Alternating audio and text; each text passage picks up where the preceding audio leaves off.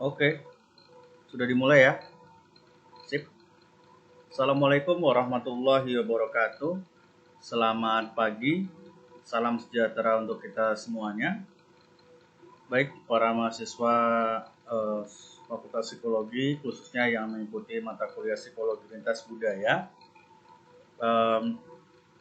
Pada kesempatan kali ini, saya akan membahas terkait dengan materi selanjutnya dalam kajian psikologi lintas budaya terkait dengan gender dan seks.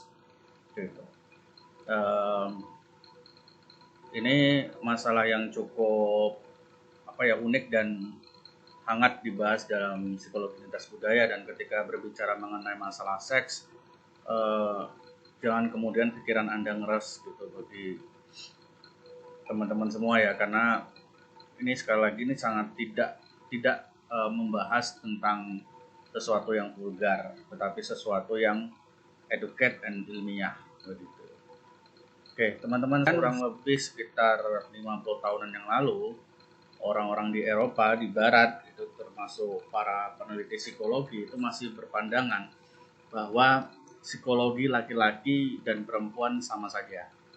Bahkan Sigmund Freud misalnya, dalam teori psikoanalisisnya yang sangat populer tersebut di akhir abad ke-19 dan awal abad ke-20 percaya bahwa psikologi manusia berakar pada libido seksualis yang sumbernya adalah penis atau seks laki-laki.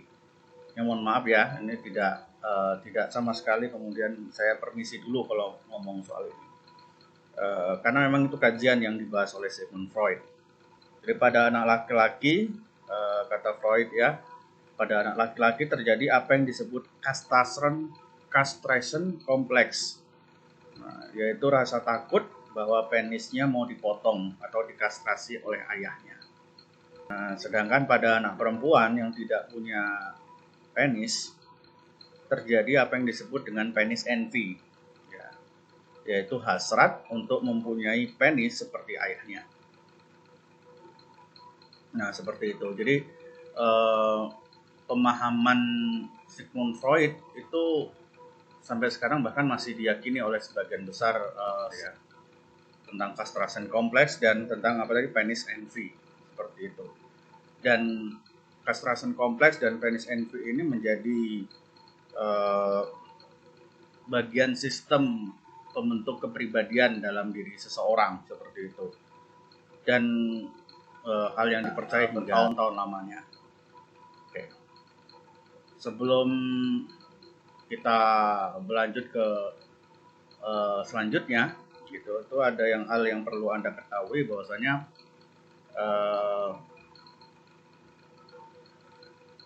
terkait masalah gender dan seks ini tentang laki-laki dan perempuan ya, lebih banyaknya seperti itu, membahas tentang laki-laki dan perempuan. Bahwasanya kita tahu kalau ketika sudah berbicara gender, maka pertanyaannya siapa yang melakukan apa, siapa yang secara budaya diizinkan untuk melakukan ini dan itu, begitu ya. Kenapa wanita tidak boleh keluar malam, kenapa laki-laki boleh keluar malam misalkan seperti itu. Kenapa wanita tidak boleh bekerja sebagai ini, kenapa laki-laki tidak boleh bekerja sebagai ini, begitu. Kenapa laki-laki tidak boleh berdandan perempuan dan kenapa perempuan tidak boleh berdandan seperti laki-laki, seperti itu. Itu terkait dengan masalah gender, permasalahan yang kita bahas tentang masalah gender. Jadi jelas bahwa laki-laki dan perempuan itu rata-rata melakukan tugas berbeda dalam banyak budaya, begitu. Seperti misalkan yang laki-laki tidak mungkin menggunakan pakaian wanita, yang wanita juga tidak menggunakan setelan baju laki-laki, seperti itu. Dan ini perlu dipahami ya, adanya bedanya antara gender dan seks itu sangat sekali berbeda. Peran seks dan peran gender itu juga sangat berbeda. Kalau gender itu lebih ke arah sosialnya, peran sosialnya. Nah, bagaimana di lingkungan Anda ya? Bagaimana di lingkungan Anda seperti ini? Apakah Anda menemukan fenomena seperti ini? Laki-laki perempuan yang biasanya di dapur malah ini bekerja sebagai kuli bangunan, mengangkut batu bata dan si laki-lakinya terbalik seperti itu ya, malah umbah-umbah di dapur. Kemudian juga pernah nggak model kayak gini, laki-lakinya di rumah, wanitanya bekerja gitu, ada nggak seperti, atau yang seperti ini ya, dia katakan jin ini adalah apa, jenis kelamin ketiga seperti itu. Oke, ini perlu kita ketahui bersama tentang konsep seks dan gender ya. Sebelum kita bahas lebih lanjut ya, harus jelas dulu apa yang dimaksud dengan seks dan gender dan bagaimana hubungan antara keduanya, karena kedua konsep ini seringkali dicampur adukan. Nah, jadi kita pahami dulu seks itu apa sih gitu. Seks itu adalah jenis kelamin laki-laki yang jelas berbeda dengan perempuan. Nah, kemudian peran seksual itu apa? Peran jenis kelamin. Kemudian identitas seksual ya, identitas jenis kelamin, kemudian gender. Jadi berbeda antara gender dengan seks ya. Seks itu lebih ke fisiologis, ke apa nyatanya gitu. Maksudnya ke arah fisik, sedangkan gender lebih ke arah sosial. Kemudian ada peran gender, kemudian ada gender identity dan stereotype gender. Gitu. Konsep seks itu jenis kelamin ya selalu mengacu kepada faktor fisik, biologik dan fisiologik ya. Salah satu contoh yang paling mudah adalah fungsi reproduksi. Perempuan melahirkan dan laki-laki memberikan benihnya untuk kehamilan perempuan, biasanya seperti itu. Maka perempuan itu mempunyai namanya peran seksual. Peran seksual itu definisinya ya, perilaku dan pola aktivitas yang bisa dilakukan oleh pria dan perempuan terkait dengan perbedaan biologisnya. Contohnya misalkan menyusui anak, yang hal itu tidak mungkin bisa dilakukan oleh para pria atau laki-laki, sedangkan seperti itu. Atau misalkan menstruasi yang para pria mungkin ingin sekali menstruasi, tapi hanya perempuan saja yang akhirnya bisa menstruasi, sedangkan perempuan laki-laki tidak bisa. Nah, sedangkan identitas seksual itu tingkat kesadaran terhadap jenis kelamin dan peran jenis kelamin. Itu sadar nggak sih kamu itu sebagai laki-laki, atau sadar nggak sih kamu itu sebagai perempuan. Nah, identitas seksual ini digunakan untuk mengetahui seberapa jauh kesadaran diri seseorang tentang peran seksualnya. Misalnya ya, seorang laki-laki mempunyai identitas seksual yang tinggi jika ia sadar benar bahwa ia punya potensi ya untuk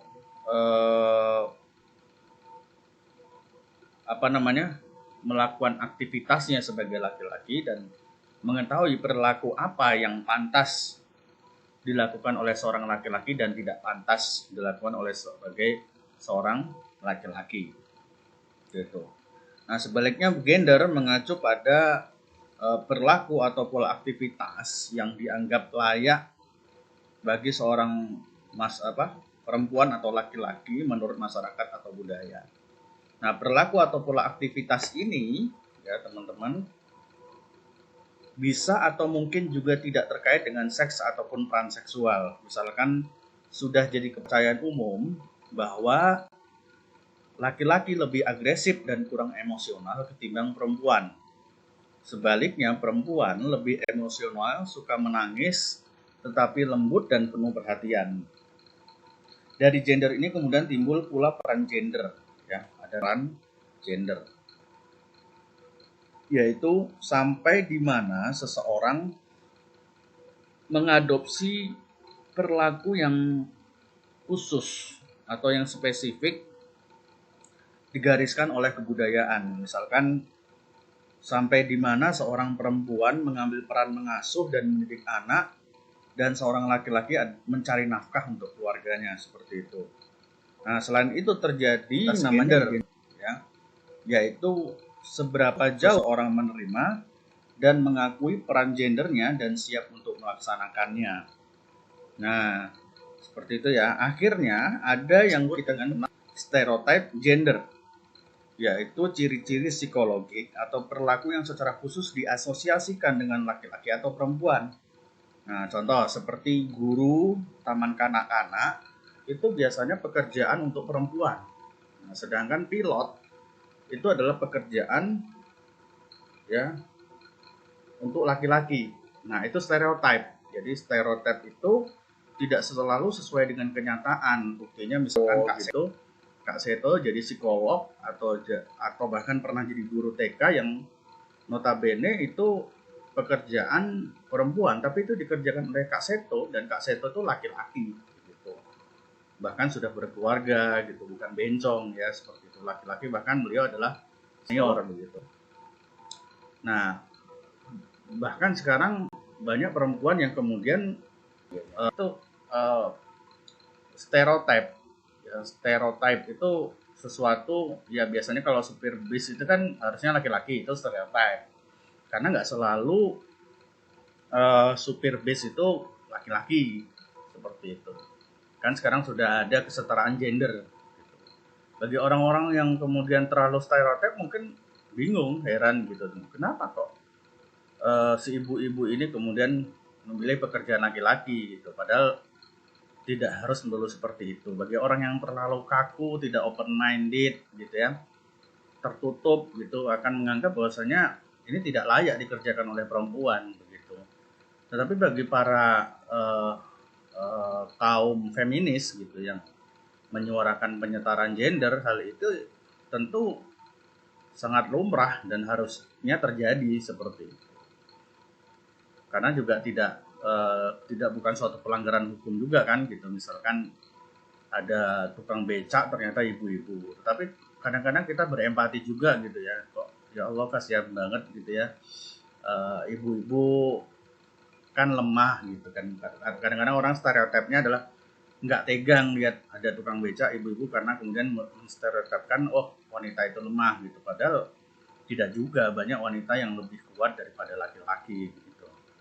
Seperti itu namanya stereotip ya, dan seringkali stereotip tidak kenyataannya. Jadi peran gender ya, ada identitas gender dan stereotip gender yang tadi sudah saya jelaskan ya, silahkan nanti baca sendiri. Anda harus tahu bedanya apa itu peran gender, apa itu gender identity, dan apa itu gender stereotype. Nah, penelitian yang dilakukan oleh antropolog Margaret Mead ini luar biasa ya, luar biasa. Margaret Mead ini kalau sudah melakukan penelitian dia totalitas, langsung ya, langsung tinggal dengan orang-orang di sana, suku-suku pribumi gitu. Bahkan dari masa mudanya sampai dia tua. Bahkan dia kalau nggak salah bahkan meninggal di sana ya. Jadi penelitian yang dilakukan oleh Margaret Mead tahun 1963 membuktikan, jadi penelitiannya ini di Papua teman-teman ya, bahwa di Papua Nugini ada suku-suku bangsa yang memperlakukan peran gender berbeda dari yang biasa kita ketahui. Ketiga suku itu adalah suku Arapes, Mundugumor, dan Cambuli. Ya. Orang Arapes menganggap baik laki-laki ataupun perempuan itu punya sifat feminin, di mana keduanya peka secara emosional dan pasif.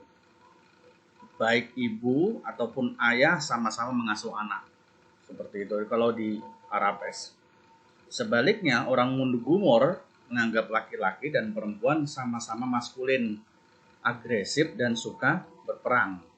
Karena Mundugumor ini baik laki-laki dan perempuannya itu mantan mantan kanibal gitu. Nah, kemudian berbeda dengan Tecambuli ya. Tecambuli ini suku di Papua Nugini yang membalik peran laki-laki dan perempuan. Jadi perempuan Tecambuli itu lebih dominan mengerjakan pekerjaan sehari-hari, mencari makan, memperbaiki sarana dan prasarana, misalkan seperti rumah, jadi tukang, maku-maku, malu-malu, mengangkat kayu, membuat keputusan-keputusan penting dalam keluarga, sementara laki-lakinya berhias dan mengasuh anak. Wow, luar biasa sekali nih. Ini suku Tecambuli ini luar biasa sekali, berbeda banget gitu ya. dunianya kebalik gitu. Yang laki-laki memerankan aktivitas perempuan, berhias dan mengasuh anak, sedangkan yang perempuan memerankan tugas laki-laki. Wah, ini luar biasa sekali, gokil banget ya. Itu. Nah, ini foto yang luar biasa ya, foto siapa namanya, Margaret Mead dengan orang suku Mundugumor ya. Nah, itu katanya, I'm from the Mundugumor tribe and here I am with Margaret. Saya berasal dari suku Mundugumor dan saya sedang bersama dengan Margaret. We are ex cannibal. Kita ini mantan kanibal. Maksudnya berarti dia dulu konsumsinya manusia gitu, suka makan orang gitu. So Margaret was lucky, maksudnya oh ini Margaret berarti lagi beruntung gitu, karena kami udah nggak makan orang lagi gitu, seperti itu. Ini Mundugumor ya. Mundugumor ini baik laki-laki sama perempuannya itu sama-sama maskulin, agresif, suka berperang gitu. Laki-laki dan perempuannya sama-sama gitu. Jadi nggak orangnya kasar, laki-lakinya kasar ya perempuannya juga kasar gitu. Laki-lakinya suka makan orang ya perempuannya juga suka makan orang ya, sama. Jadi tidak sama, equal banget. Nah, penelitian lain dilakukan oleh Davis tahun 2006, di mana dia melakukan penelitian di suku Bugis, Sulawesi Selatan. Dia menemukan bahwa di kalangan etnik itu ada 5 macam gender, bukan 2, yaitu bisu. Apa sih bisu itu? Bisu itu adalah dukun spiritual yang mampu melakukan peran gender laki-laki maupun perempuan. Dia bisa jadi laki-laki, bisa jadi perempuan. Kemudian calabai. Jadi ada bisu, calabai, calalai. Nah, yang pertama tadi bisu, yang kedua calabai. Calabai itu laki-laki yang berperan seperti perempuan atau disebut juga false woman atau wanita palsu. Yang ketiga calalai. Calalai itu adalah perempuan yang berperan seperti laki-laki gitu. Luar biasa ya. Ada bisu, calabai, calalai gitu. Dan gender yang lainnya yaitu ya laki-laki normal dan perempuan normal, seperti itu. Temuan ini ya, walau tidak sama, itu sejalan dengan teori gender dari Sandra Bem ya, yang menyatakan bahwa di kebudayaan Barat ada 3 gender, bukan 2. Ya tadi yang saya bilang, yaitu laki-laki, perempuan, dan 1 gender lagi yang namanya androgen. Ya, tadi seperti saya katakan bahwasanya androgen yaitu orang ya yang berjenis kelamin laki-laki ataupun berjenis kelamin perempuan yang bisa melaksanakan peran gender laki-laki dan perempuan, begitu.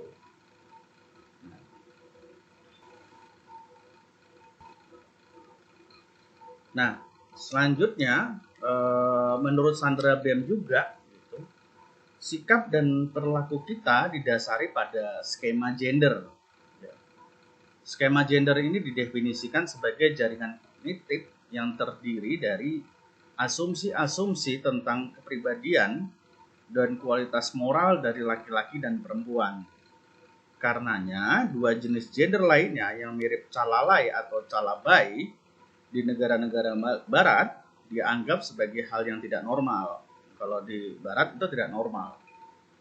Namun di Muay Thai atau di Thailand justru laki-laki transseksual itu dianggap normal. Bahkan di Thailand itu secara legal,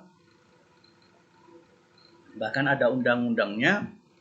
Di Thailand itu ada 18 jenis kelamin, 18 gender di Thailand. Luar biasa sekali ya. Ada 18. Yang bingung ini gimana buat kamar mandinya gitu ya. Ya, kalau di Indonesia kan wajar ada kamar mandi ada 2 jenis, kamar mandi laki-laki dan kamar mandi perempuan. Kalau di Thailand ini harus buat 18 kamar mandi. Gitu. Apa aja sih 18 jenis kelamin di Thailand ini? Ada male, female, tom, de, tom gai king, bisexual, both, guy, guy king, tom guy two-way, tom guy queen, lesbian, lady boy, Adam, Ange, Cherry, Samyan. Wah, luar biasa sekali. Ya, jadi setiap orang punya status yang berbeda-beda begitu ya. Luar biasa sekali. Definisinya apa masing-masing 18 jenis kelamin ini Anda bisa cari di internet ya. Pokoknya unik-unik banget gitu. Bahkan spesifikasi orientasi tambahan sampai orientasi seksualnya gitu. Dan memang Thailand ini ngeri, bukan ngeri, maksudnya luar biasa ya. Bahkan dia buat acara namanya Tag Guy Out gitu, dimana acara resmi gitu perjodohan antara laki-laki dengan laki-laki begitu. Ini kalau Thailand adalah biasa gitu ya. Nah, kemudian David Gilmour ya, tahun 1991 berdasarkan penelitiannya mengusulkan untuk lebih memahami peran gender, kita sebaiknya menggunakan istilah ideologi gender. Gilmour ini memandang ideologi gender yang sudah diinternalisasikan sebagai representasi kolektif yang memaksa laki-laki dan perempuan untuk bertindak secara tertentu. Jadi David Gilmour ini dia menulis dalam bukunya yang berjudul Manhood in the Making. Ya, dia mengusulkan tentang istilah ideologi gender. Gitu.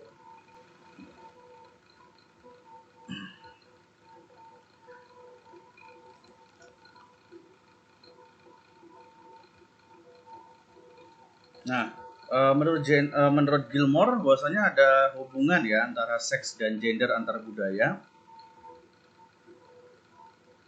di mana perbedaan peran seksual itu terjadi secara universal dan perbedaan hakikat dan intensitas antara jenis kelamin, gender, peran gender, ideologi gender, dan stereotip gender itu ditentukan oleh budaya.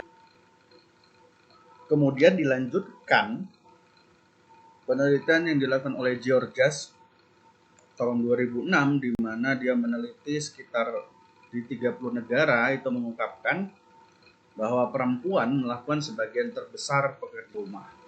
Kemudian penelitian Georges menemukan juga di semua negara ayahlah yang paling peduli pada masalah finansial, baru masalah ekspresif dan mengena.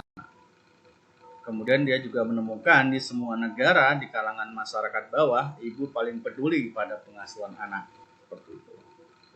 Nah, selanjutnya kita membahas stereotip gender, di mana penelitian yang dilakukan William and Bess 1982 di 30 negara ya menemukan bahwa kesamaan lintas budaya yang sangat tinggi tentang sifat-sifat yang digunakan untuk menggambarkan laki-laki dan perempuan, di mana laki-laki selalu digambarkan bersifat lebih kuat dan aktif seperti itu.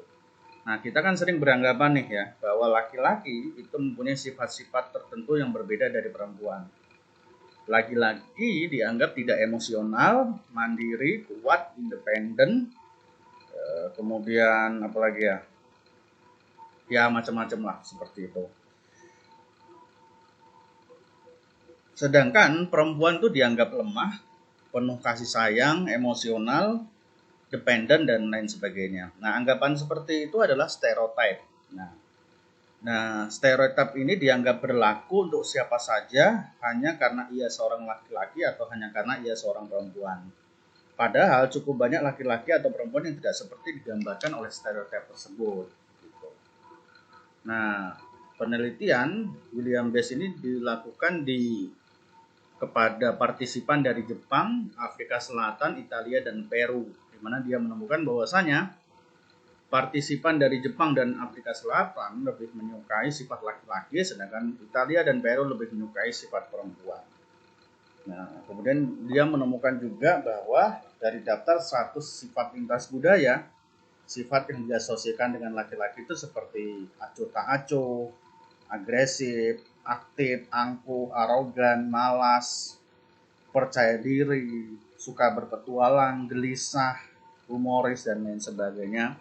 Sedangkan sifat yang diasosiasikan dengan perempuan adalah baik hati, tidak sombong, ya, kemudian berhati-hati, bingungan, emosional, hangat, berhati lembut, imajinatif, penakut, dan lain sebagainya. Itu stereotip ya, bukan saya ngomong, itu penelitian. Oke. Kemudian penelitian selanjutnya yang dilakukan oleh Williams dan kawan-kawannya juga mengukuhkan temuan sebelumnya, yaitu menunjukkan konsistensi perbedaan peran gender antara laki-laki dan perempuan.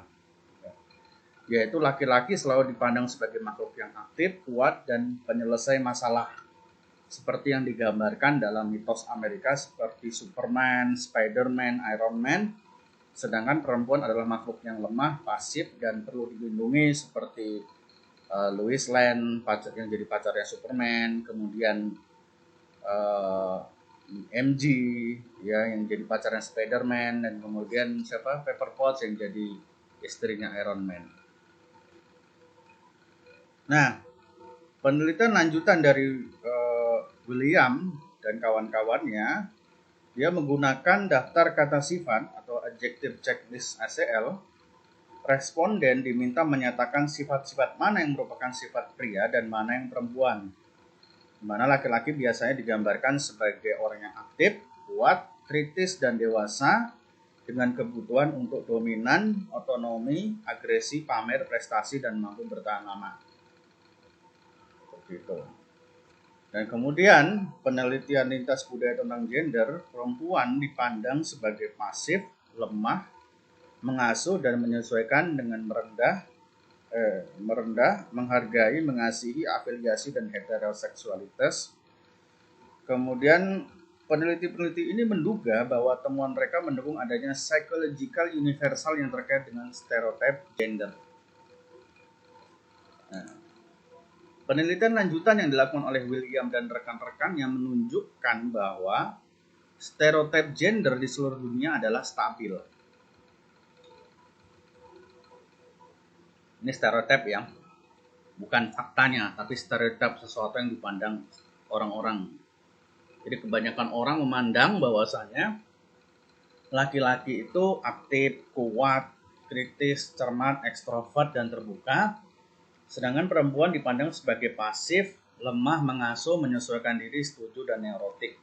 Walaupun tidak selalu makanya seperti itu, tapi itu kan stereotip sekali lagi. Nah, namun ya sebenarnya stereotip tersebut tidak selamanya sama dengan gambaran hidup dalam masyarakat. Termasuk dalam mitos-mitosnya juga tidak selalu seperti itu.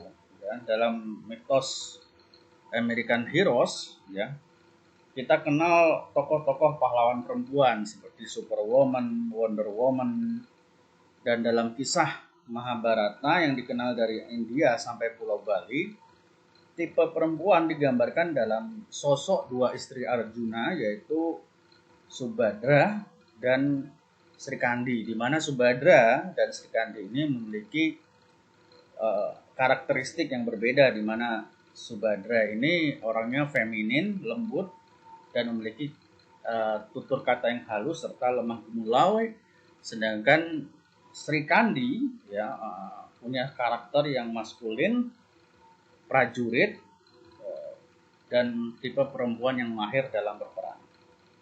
Nah, kalau kita meminjam teorinya Carl Gustav Jung, survei menemukan bahwasanya stereotip gender seperti yang disebut di atas dalam arketip ya, yaitu bagian dari kolektif unconsciousnya Jung ya, yang menyatakan tetap saja ada anima atau sifat feminin dalam ketidaksadaran laki-laki dan animus sifat maskulin dalam ketidaksadaran perempuan.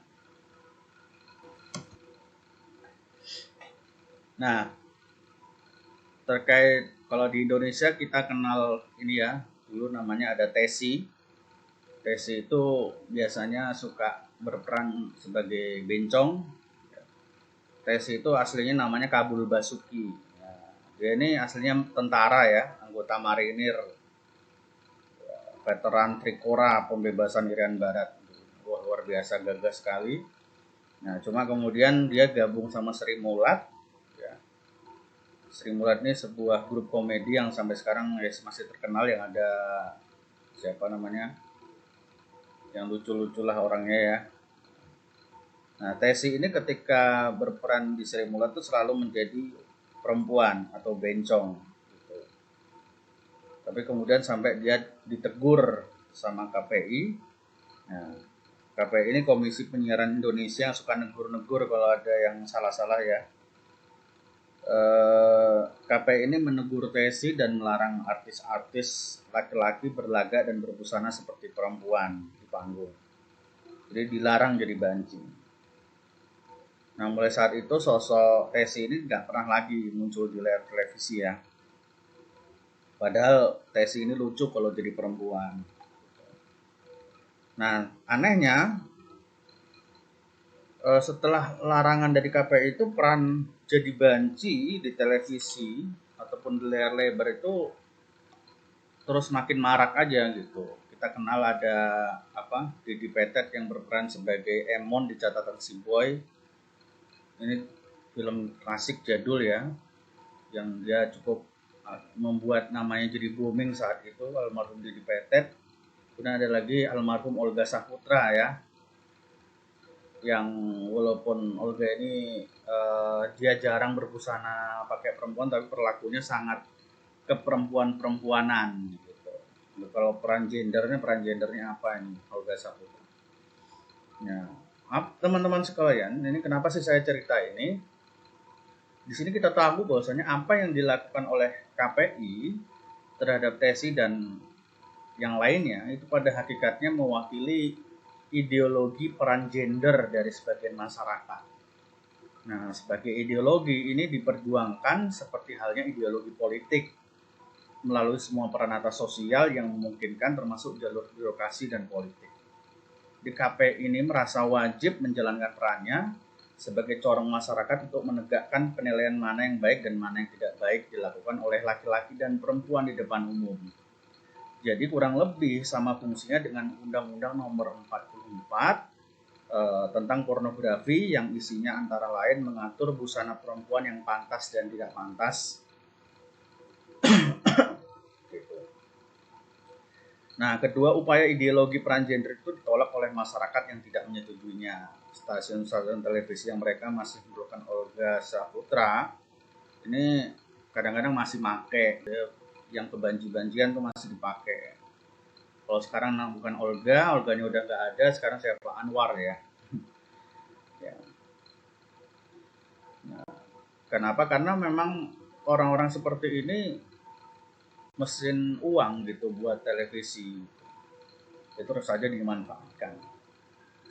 Nah, sementara undang-undang pornografi itu ataupun yang seperti ini ditolak oleh 3 provinsi, yaitu Bali, Papua, dan NTT. Seperti yang kita ketahui bahwa 3 provinsi ini memang memiliki ideologi yang pasti, kalau kebanyakan provinsi lain kan Islam, kalau ini provinsi yang berideologi non-Islam seperti itu. Jadi sekali lagi saya nyatakan bahwasanya ini sangat-sangat sekali dipengaruhi oleh ideologi kelompok mayoritas tertentu.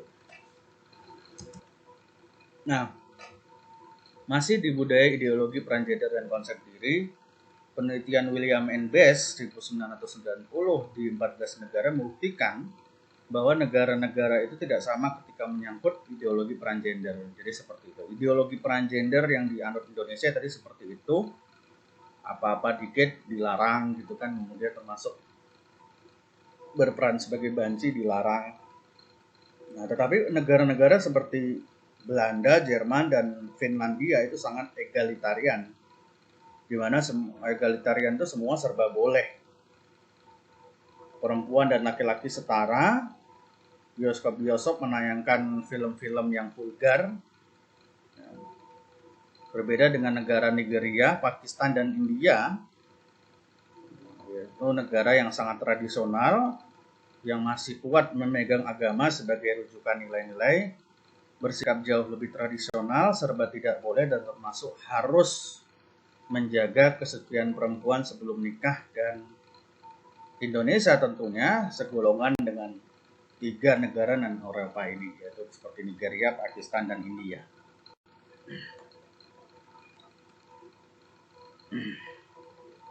Nah, masih terkait dengan budaya, ideologi, peran gender, dan konsep diri. Ini fotonya Michelle Obama ya, bukan seorang model, tapi dia lebih daripada model. Beliau ini adalah istri dari Barack Obama, mantan Presiden Amerika Serikat Michelle Obama. Ini istrinya ya. Jadi dari penelitian Harris tahun 1966, orang Amerika Afrika, ya, dalam artian ini Michelle Obama termasuk orang Amerika Afrika ya, Amerika kulit hitam, itu lebih cenderung androgen. Androgen dalam hal ini mengerjakan hampir semua tugas domestik maupun luar rumah, ketimbang orang Amerika kulit putih yang lebih membagi tugas antara pria luar rumah dan wanita atau dalam rumah. Jadi ternyata orang Amerika kulit putih itu lebih membagi tugas ya antara pria dan wanita. Kalau pria itu di luar rumah, kalau wanita dalam rumah. Itu kalau dari penelitiannya Harris. Nah, kemudian penelitian Fromm dan Eccles tahun 1966 menemukan bahwa remaja putri Amerika Serikat sama halnya dengan remaja putri Hong Kong yang androgen lebih percaya diri ketimbang remaja kulit putih keturunan Eropa. Kemudian penelitian Sue 1998 menemukan bahwasanya perempuan Amerika keturunan Asia, khususnya Cina, dipersiapkan untuk menjadi menantu perempuan yang baik, sama seperti perempuan Meksiko. Wah, luar biasa sekali.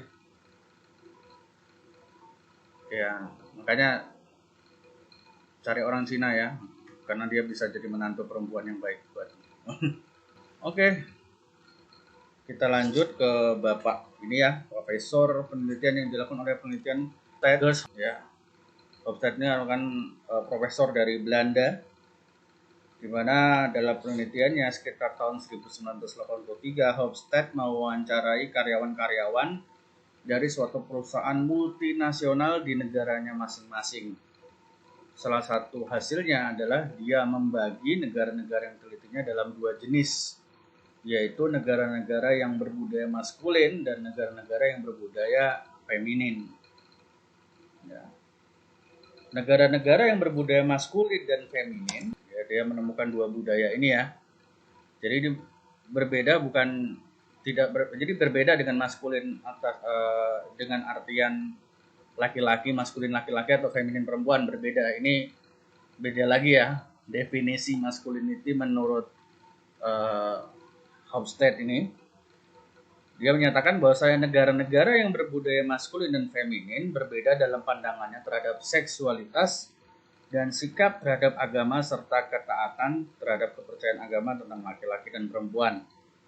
Negara dengan budaya maskulin tinggi bersikap moralistik terhadap seks, menerapkan standar ganda di mana perempuan harus perawan, laki-laki nggak harus gitu ya, dan memandang perempuan seharusnya pasif. Sedangkan budaya maskulin rendah, itu Anda bisa baca di tabel, atau feminin, bersikap apa adanya dalam seks, jujur ya, belak-belakan soal seks, kemudian menerapkan standar tunggal, berlaku untuk perempuan dan pria tentang seks, dan mendorong perempuan untuk aktif dalam masyarakat. Budaya maskulin dan feminin dalam sikap terhadap agama, di mana budaya maskulin lebih tradisional, mengutamakan agama dan fokus pada Tuhan atau dewa-dewinya, sedangkan budaya feminin non-tradisional kurang mementingkan agama dan lebih fokus pada sesama manusia. Negara-negara yang oleh Hofstede digolongkan sebagai maskulin antara lain Jepang, Austria, Venezuela, dan Italia. Sedangkan negara-negara yang tergolong feminin adalah Denmark, Belanda, Norwegia, dan Swedia. Nah, adapun penelitian-penelitian lain terkait kajian psikologi lintas budaya pada masalah gender dan seks. Nih, siapa yang lebih jago multitasking? Kita tahu ya multitasking itu apa? Tuh, multitasking itu mampu melakukan berbagai macam aktivitas dalam satu waktu. Ini ada foto yang menggambarkan seorang wanita di depan komputer sedang menggendong anak dan sambil minum kopi, terus telepon juga gitu. Penelitian menemukan bahwasannya multitasking itu ada. Multitasking itu ada, dan ketika diteliti siapa yang lebih jago multitasking, ternyata perempuan tidak lebih jago multitasking dibanding laki-laki. Gitu. Tapi kebanyakan kenapa perempuan terjebak dalam multitasking? Karena ada masalah ketidakadilan di situ. Ya. Sehingga membuat wanita terjebak, terpaksa harus melakukan multitasking, padahal wanita itu tidak lebih baik multitaskingnya daripada perempuan, ada laki-laki. Kemudian untuk mengenai masalah penelitian terkait kepribadian, di mana penelitian Costa tahun 2001 menggunakan Big Five Personality Test pada 23.031 responden di 26 negara menemukan bahwa perempuan lebih tinggi skornya pada aspek neuroticism, agreeableness, warmth, and openness to feeling. Sedangkan laki-laki lebih tinggi skornya pada aspek assertiveness dan openness to ideas. Rasanya kalau kita lihat ya, penggambaran ini cukup dekat dengan penggambaran ciri-ciri pria dan perempuan di Indonesia, yang umumnya hidup di kota-kota besar, di mana perempuannya lebih hati-hati, menghindari perselisihan, hangat, mengerti perasaan orang lain, sedangkan kaum laki-lakinya senang berdiskusi dan terbuka terhadap ide-ide baru. Ini kalau ngeliat kayak gini, ini salah satu jawaban kenapa anggota DPR masih sedikit yang perempuan. Bapak-bapaknya banyak di atas. Jawaban juga kenapa psikolog lebih banyak perempuannya ketimbang laki-laki. Nah, kemudian kita masuk kepada sexual role atau peran seksual. Ya. Ini sebagaimana sudah dijelaskan tadi, peran seksual itu adalah peran yang terkait dengan kondisi fisik, biologis, dan fisiologis laki-laki maupun perempuan, di mana di dalam budaya Islam atau di negara yang agama Islamnya dominan, itu diharuskan menjaga kesucian atau keperawanan selama seorang perempuan belum menikah sangat dijunjung tinggi. Jadi tentang makna virginitas ya. Kalau dalam budaya Islam ya, makna virginitas itu bahkan tidak pernah berhubungan seksual, atau kemudian tidak pernah dicium, bahkan tidak pernah melakukan masturbasi. Itu dikatakan virgin, makna virginitas. Walaupun dalam prakteknya tidak seperti itu, apalagi dalam budaya yang berstandar ganda. Oke.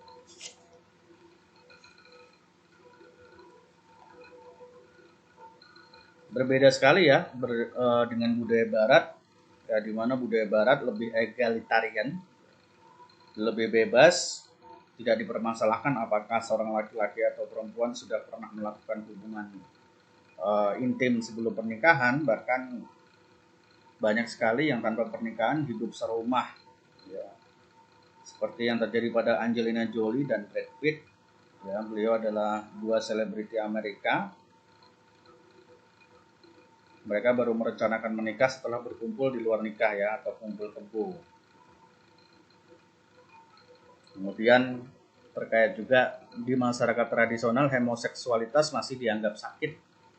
Sedangkan di Barat itu sudah ada undang-undang yang mengatur tentang perkawinan sesama jenis. Termasuk ada khitan perempuan di Barat dianggap kejam, di Afrika, Timur Tengah ataupun Asia dianggap suatu kehormatan. Bahkan perempuan yang tidak dikhitan bisa tidak dapat jodoh. Rasain loh. Nah, di Indonesia sendiri identitas dan peran seksual sangat kuat, di mana pengaruh agama dan tradisi sangat besar, sehingga kadang-kadang menimbulkan mitos dan takhayul, terutama mitos tentang keperkasaan dan kejantanan laki-laki yang dimiliki oleh setiap pria untuk menawan hati perempuan. Banyak sekali mitos-mitos yang tidak dibuktikan secara ilmiah tapi itu kemudian dilakukan. Seperti kepercayaan tentang perempuan bongkok udang gitu ya. Dan kemudian kepercayaan tentang Maerot ya. Jadi Maerot ini pada zaman saya sangat terkenal ya dalam urusan masalah seksualitas. Ya apa-apa pasti Maerot gitu. Ini adalah pengobatan tradisional yang cukup terkenal di Jawa ya. Lebih tepatnya di Jawa Barat. Saya tidak usah sebutkan apa saja yang jasa Maerot ini bagi dunia laki-laki. Tapi yang pasti bahkan saking melegendanya Maerot ini, bahkan ketika Maerot sudah meninggal itu kemudian para cucu-cucu turun-temurun itu kemudian meneruskan tradisi Maerot ini dalam dunia kesehatan laki-laki, kesehatan seksualitas begitu ya. Bahkan oleh Dr. Terawan, Menteri Kesehatan, programnya luar biasa sekali. Dia ingin menjadikan Maerot ini mendunia ya, dimana dia menjadikan Maerot ini sebagai destinasi wisata kesehatan di bawah Kementerian Kesehatan. Walaupun hal ini menjadi polemik karena ditentang oleh salah satu selebritis sekaligus dokter yaitu Dr. Tompi ya, yang menyatakan bahwasanya gagasan Dr. Terawan ini perlu dipertanyakan ya, dan Tompi berharap itu tidak terjadi karena banyak korban pasien dari Maerot ini yang datang ke Tompi karena berbagai macam masalah ternyata menimbulkan efek samping, bahkan bentuknya tak karuan seperti itu. Nah, jadi ada seperti itu. Artinya memang harus lebih bijak lagi dalam menanggapi suatu kearifan lokal, apalagi yang sifatnya masih mitos ataupun takhayul. Oke, sebagai penghujung materi ini, ya, ini mungkin ada film-film yang mungkin bisa teman-teman tonton terkait dengan masalah isu gender dan peran gender atau psikologi gender. Ya, ini film yang pertama mungkin Anda teman-teman bisa nonton, udah beredar filmnya, bisa cari download di internet. 27 Steps of May yang diperankan oleh artis yaitu yang Raihanun ya, diperankan oleh Raihanun. 27 Steps of May, ini film Indonesia. Kemudian ada Lovely Man. Lovely Man ini juga diperankan oleh Raihanun dan Doni Damara. Ini bagus juga tentang konflik antara seorang perempuan yang mencari bapaknya yang sudah bertahun-tahun, berpuluh-puluh tahun lamanya tidak bertemu, dan ternyata bapaknya bekerja sebagai seorang waria. Lovely Man ini juga bagus dan sangat menyentuh filmnya. Kemudian ada lagi film yang ini termasuk rame ya pada tahun 2018 kalau nggak salah, filmnya Marlina si Pembunuh dalam 4 babak. Ini juga bagus, teman-teman mungkin bisa nonton filmnya tentang bagaimana kisah penindasan terhadap perempuan yang kemudian bagaimana sikap seorang perempuan dalam menghadapi penindasan tersebut. Ada lagi Danggal. Danggal ini film India ya, tentang atlet gulat perempuan ya. Atlet gulat perempuan ini bagus juga, diperankan oleh Amir Khan, diproduksi juga oleh Amir Khan. Kemudian ada lagi ini yang baru banget teman-teman, tahun 2019. Ini yang bagi yang suka Korea, saya sarankan untuk nonton film ini, bagus, judulnya Kim Ji Young Born 1982. Ini berdasarkan dari novel bestseller yang ditulis oleh Cho Nam-jo. Itu cowoknya pasti Anda suka karena filmnya saya lupa. Serial drama drakornya itu yang dia jadi malaikat maut kalau nggak salah. Jong Yo. Ini juga yang main di Train to Busan. Ini bagus banget filmnya teman-teman ya. Ini bisa memberikan wawasan dan inspirasi terkait bagaimana dulu masa-masa Korea tahun 1982 di mana perempuan masih dianggap warga negara sekian gitu di Korea. Ini saya sarankan untuk nonton. Oke, ini yang terakhir absensi ke Siakat ya. Untuk absensi Siakat cukup menjawab 2 pertanyaan ini, langsung Anda kirimkan ke Siakat ya. Jawab apa pendapat Anda terhadap ideologi gender yang berlaku selama ini di budaya Anda. Yang kedua, apakah Anda memiliki pengalaman terkait permasalahan gender yang bisa Anda bagi? Jadi ini silakan ini untuk bukti bahwasanya Anda mendengarkan video ini. Dan untuk absensi ya, silakan untuk menjawab 2 pertanyaan. Sekali lagi saya ulangi, jawab apa pendapat Anda terhadap ideologi gender yang berlaku selama ini di budaya Anda. Apa sih ideologi gender tadi sudah saya jelaskan ya. Dan yang kedua, apakah Anda memiliki pengalaman terkait permasalahan gender yang bisa Anda bagi? Itu saja dari saya. Nah, ini quotes yang terakhir. Bahwasanya menyapu kegiatan rumah tangga itu tidak selama-lama pekerjaan perempuan. Apalagi di kondisi pandemi seperti ini, laki-laki juga sebaiknya bisa mengerjakan pekerjaan rumah tangga bersama-sama seperti bersih-bersih rumah dan jadi jangan selalu perempuan, karena ini juga stereotip gender, menyapu, membersihkan rumah selalu perempuan, padahal itu tidak harus seperti itu gitu ya. Harusnya laki-laki dan perempuan itu setara gitu, khususnya dalam masalah seperti ini.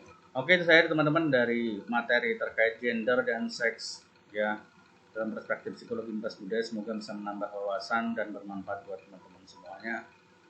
Terima kasih sekali lagi. Wabillahi taufiq wal hidayah. Assalamualaikum warahmatullahi wabarakatuh. Salam sejahtera untuk kita semuanya.